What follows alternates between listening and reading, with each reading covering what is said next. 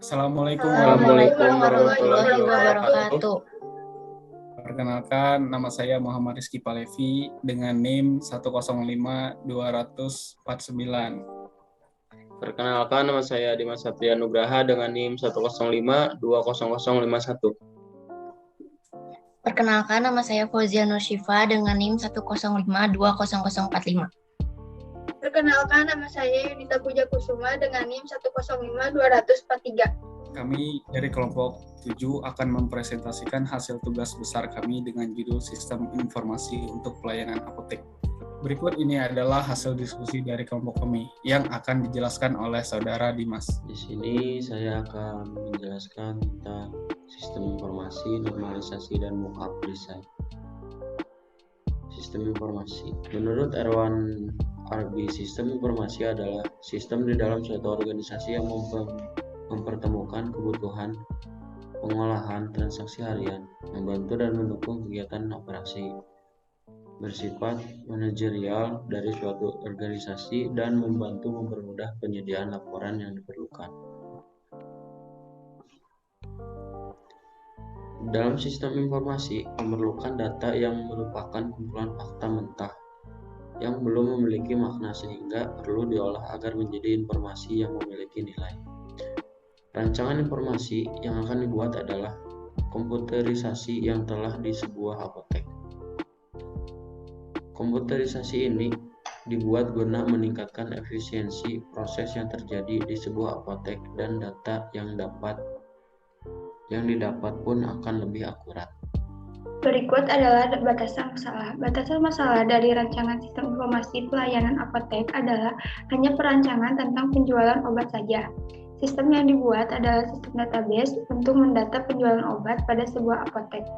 Setiap ada obat yang terjual, seorang pelanggan akan mendapatkan struk yang berisikan data mengenai obat seperti nomor transaksi, nama obat, harga obat, jumlah obat yang akan dibeli, total harga yang harus dibayar, nama kasir, ID kasir apotek.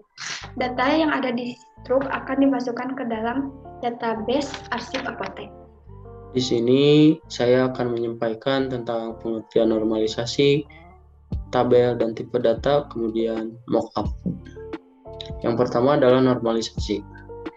Normalisasi merupakan sebuah teknik logical design dalam sebuah basis data yang mengelompokkan atribut dari berbagai entitas dalam suatu relasi sehingga membentuk struktur relasi yang baik. Tanpa redundansi, pengulangan data, serta sebagian besar ambiguity bisa dihilangkan.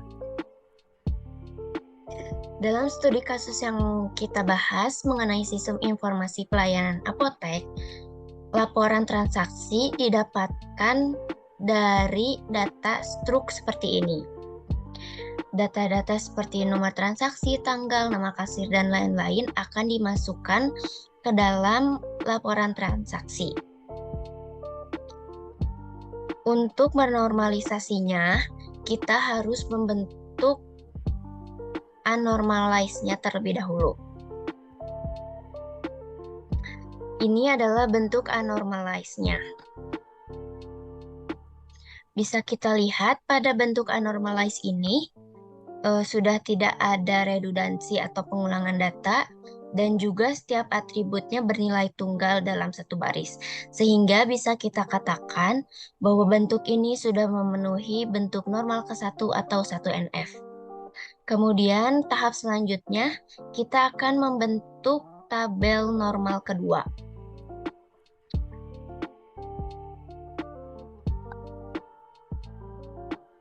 Pada tahap membentuk tabel normal kedua, hal yang kita harus lakukan adalah menentukan kunci primernya dan menentukan secara penuh atribut bukan kunci bergantung sepenuhnya kepada kunci primer.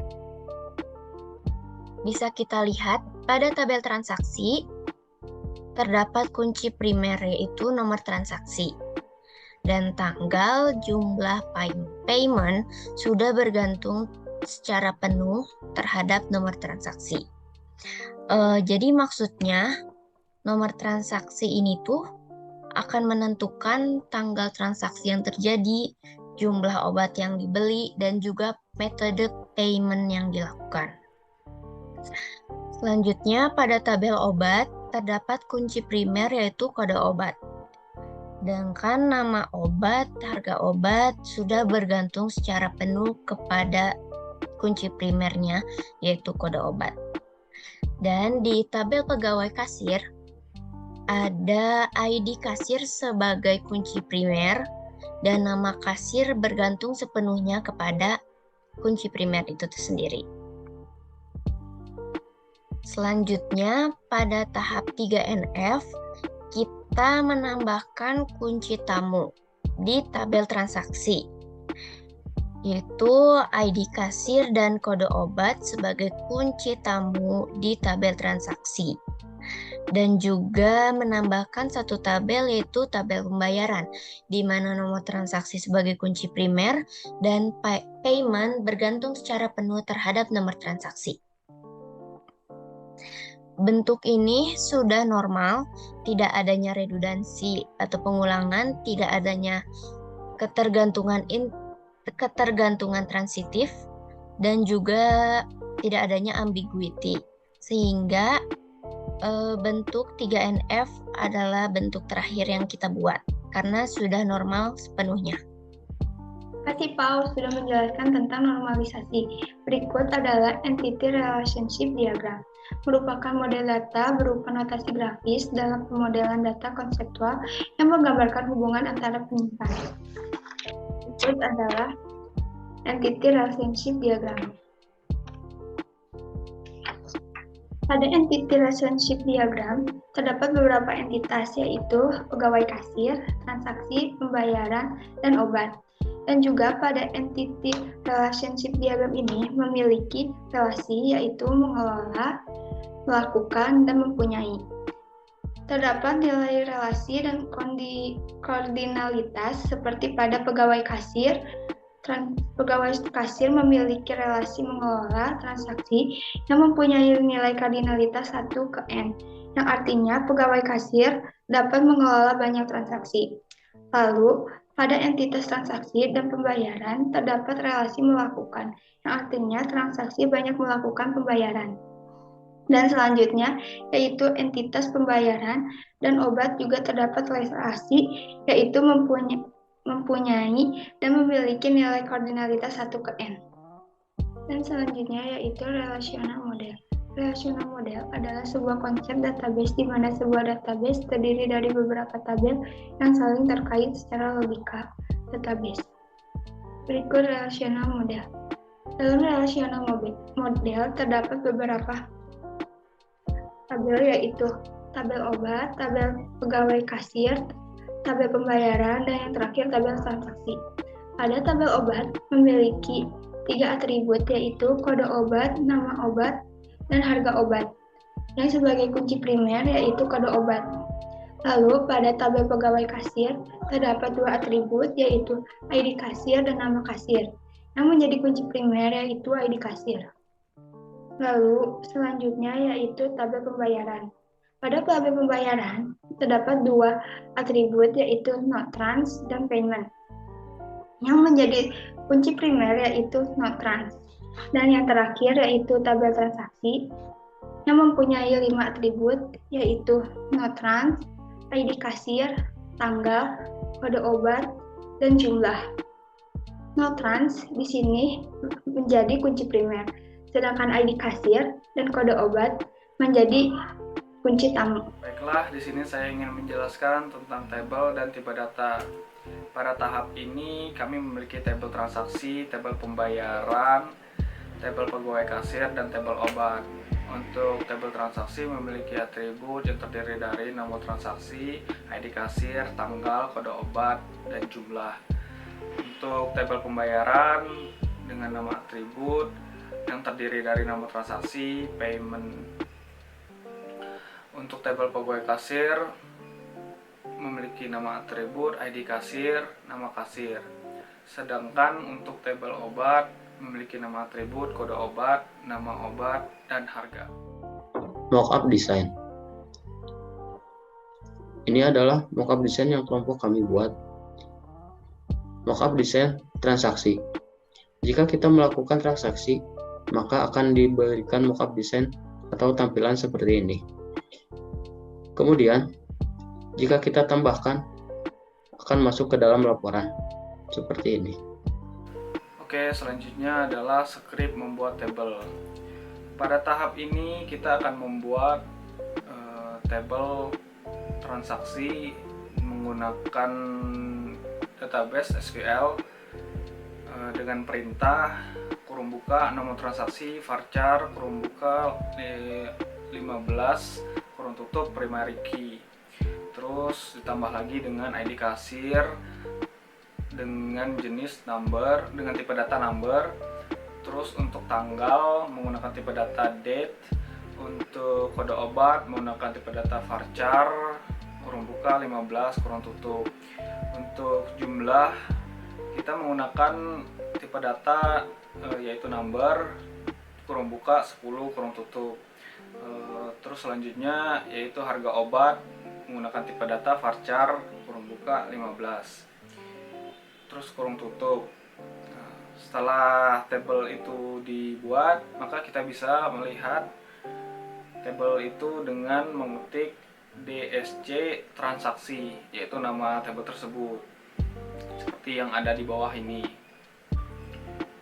Setelah kita membuat tabel transaksi, maka kita akan membuat tabel obat. Membuat tabel obat menggunakan script kurung buka kode obat, terus menggunakan tipe data varchar kurung buka 15 kurung tutup. Selanjutnya nama obat menggunakan tipe data varchar kurung buka 20 kurung tutup. Selanjutnya harga obat menggunakan tipe data varchar kurung buka 15 kurung tutup. Setelah itu juga kita bisa melihat tabel yang sudah kita buat sebelumnya dengan cara DSC nama obat tersebut seperti gambar di bawah ini. Baiklah, selanjutnya kita akan membuat tabel untuk pegawai atau kasir. Nama tabelnya adalah pegawai kasir dengan cara create table pegawai kasir kurung buka ID kasir dengan tipe data number. Terus nama kasir tipe datanya varchar kurung buka 20 kurung tutup. Jika sudah, maka kita akan bisa melihat tabel tersebut dengan cara DSC sesuai nama tabel tersebut, yaitu pegawai kasir. Beginilah tampilan tabel tersebut. Untuk yang tabel terakhir yaitu tabel pembayaran. Cara membuat tabel tersebut adalah create table pembayaran kurung buka nomor transaksi, terus untuk tipe datanya yaitu varchar kurung buka 15 kurung tutup primary key. Selanjutnya payment tipe datanya varchar kurung buka 10 kurung tutup. Di bawah ini adalah tampilan dari tabel pembayaran. Baiklah, di sini kita akan mengisi tabel yang sebelumnya kita bikin dengan 5 data. Yang pertama adalah kita akan memasukkan data ke dalam tabel transaksi, yaitu data yang akan kita isi data yang akan kita isi awal adalah nomor transaksi, ID kasir, tanggal, kode obat, dan jumlah. Scriptnya seperti yang ada di bawah ini. Jika sudah memasukkan data ke dalam tabel transaksi, maka selanjutnya kita akan masukkan data ke dalam tabel obat. Yang akan kita masukkan datanya adalah kode obat, nama obat, harga obat. Untuk datanya sendiri adalah untuk kode obat PCRT, untuk nama obat paracetamol SYR, untuk harga obat adalah seharga Rp12.000. Selanjutnya kita akan mengisi data ke dalam tabel pegawai kasir. Yang akan kita masukin datanya adalah kolom ID kasir dan nama kasir. Untuk ID kasir datanya 12.988.0072 dan nama kasirnya adalah David Silaen. Kita isi sebanyak 5 data di sini. Pada tabel terakhir yaitu tabel pembayaran, maka kita akan masukkan data ke dalam kolom nomor transaksi dan payment. Untuk nomor transaksi yaitu 072022A, sedangkan untuk paymentnya adalah cash atau pembayarannya menggunakan cash. Kita masukkan semua data di sini sebanyak 5, sama seperti sebelumnya. Baiklah, jika semua tabel udah dimasukin datanya masing-masing sebanyak 5 data, maka kita akan masuk ke bagian laporan. Di laporan ini kita menggunakan sintak yaitu join. Pada tahap kali ini kita ingin menggabungkan beberapa tabel ke dalam satu tabel, tapi dengan mencantumkan kolom-kolom tertentu dari tabel tersebut. Dengan menggunakan script yaitu select nama transaksi, tanggal, nama kasir, nama obat, jumlah, harga obat, from transaksi T, enter lagi, join pegawai kasir, P on T.id kasir sama dengan P.id kasir, enter, join obat, O on T.kode obat sama dengan O kode obat, terus titik koma. Kenapa kita menggunakan script ini? Karena kita ingin menampilkan di dalam laporan yaitu kolom terdiri dari kolom nomor transaksi, tanggal, nama kasir, nama obat, jumlah, dan harga obat. Jadi ya itulah fungsi dari sintak join atau perintah join. Mungkin ini saja yang dapat kami sampaikan. Semoga hasil presentasi kami dapat memberikan dampak positif bagi kita semua. Sekian dan terima kasih kami ucapkan. Assalamualaikum warahmatullahi wabarakatuh.